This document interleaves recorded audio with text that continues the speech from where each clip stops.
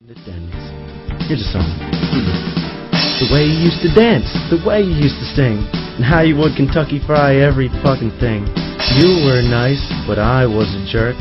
I saddled up your neck and rode you to work. You're beautiful, you're wonderful, you really made me think. You stunk, you fuck! You made my balls stink. You're lovely, you're helpful, you're cunt's a laundromat. You're ugly, you're fugly, a breeding ground for rats. You smell like a sewer, your fucking awful face. You're running out your back as a metered parking space. Meat neck! Meat neck! How are you making out, sir?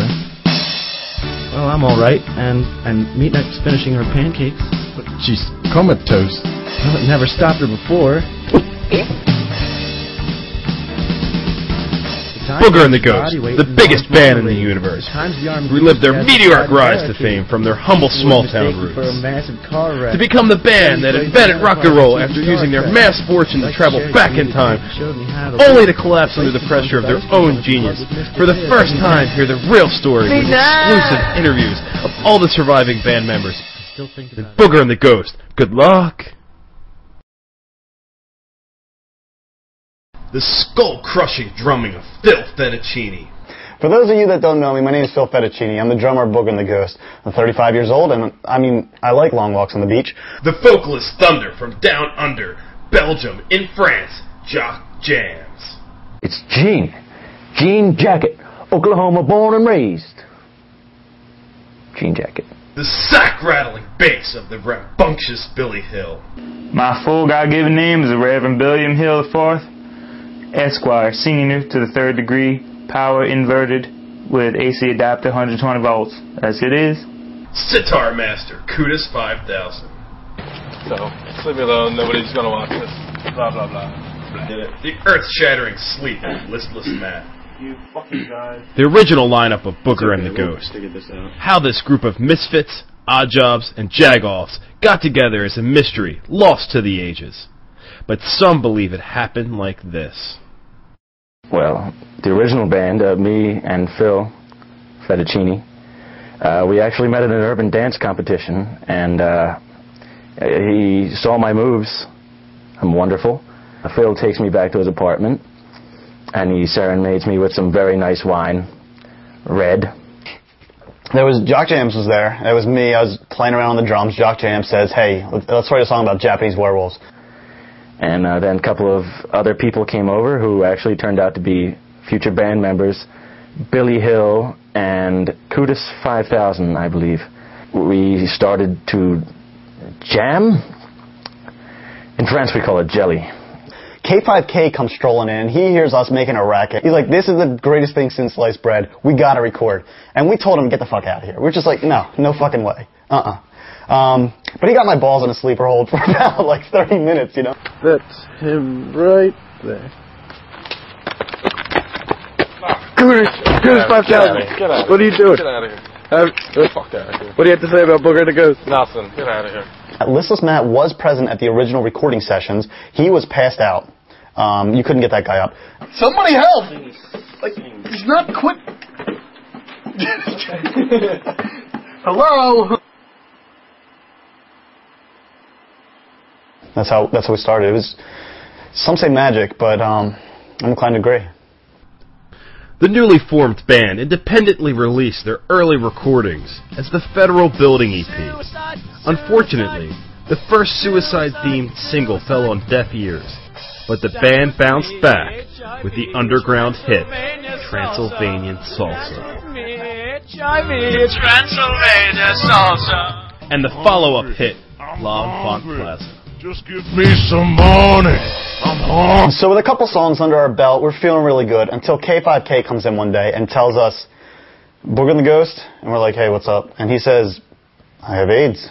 And we're like, "Get out of the band." Did they kick you out of the band? Shut up. Where you go? Where's my house? Over here. So, they stopped paying me a couple years ago. Stopped making checks. They couldn't afford to pay me anymore, so they started giving me crackers for a little bit, and I don't like crackers that much. Too much sodium. It's kind of sad, but whatever. I keep going. Just gotta keep on trucking. Just keep on trucking. And we had to find a replacement, and I don't know why, but Fettuccine decided to replace him with somebody with a beard. And we found that in a young starlet named Dad. We just looked at him and we were like, that's the guy. That is the guy, man. And we picked him up, and can't say it was the best move. I can say it was the worst move. I didn't like him. Phil hated him. And Billy, he didn't like him. He sucked. With a full lineup once more, the band was signed to a major label and ventured into the studio to begin recording their follow-up, the Federal Building EP. Gee whiz, Dad, can I finger Mom's pussy when we get... Fuck! Damn it, we're so stupid! I fingered my pussy at White Castle. I fingered my pussy at White Castle. I fingered my pussy at White Castle. I fingered my pussy at White Castle. I fingered my pussy at White Castle. I fingered my pussy at White Castle. Hey! What did you do with your life? But before the band could reach superstardom, there was something they had to do. So anyway, we recorded this song, and right as we're done, we realized there's something wrong with this band. It was Dad. It was Dad. From the very beginning, we knew this was a guy who had no musical taste. He had no money, so he couldn't pay us to hang around him and things like that. So we kicked him out. And honestly, best thing we could have done at the time. But I'll tell you what, we made the right choice kicking him out because we really got famous after that. Everybody's just mutual hate for Dad just propelled us right to the top of the charts. We'll see. Roll it.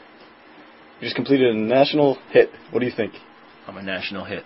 Take that, Canada. I fingered my pussy at White Castle, took the country by storm, and started a dangerous and disgusting new fad. It brought in the money. It did. It brought in the women also.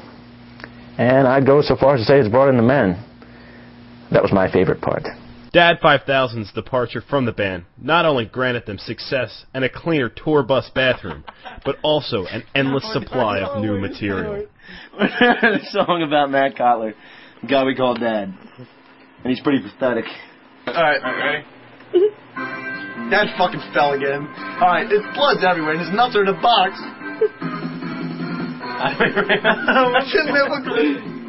Alright, you guys ready? Alright, yeah. Alright, let's just do this. 2, 1.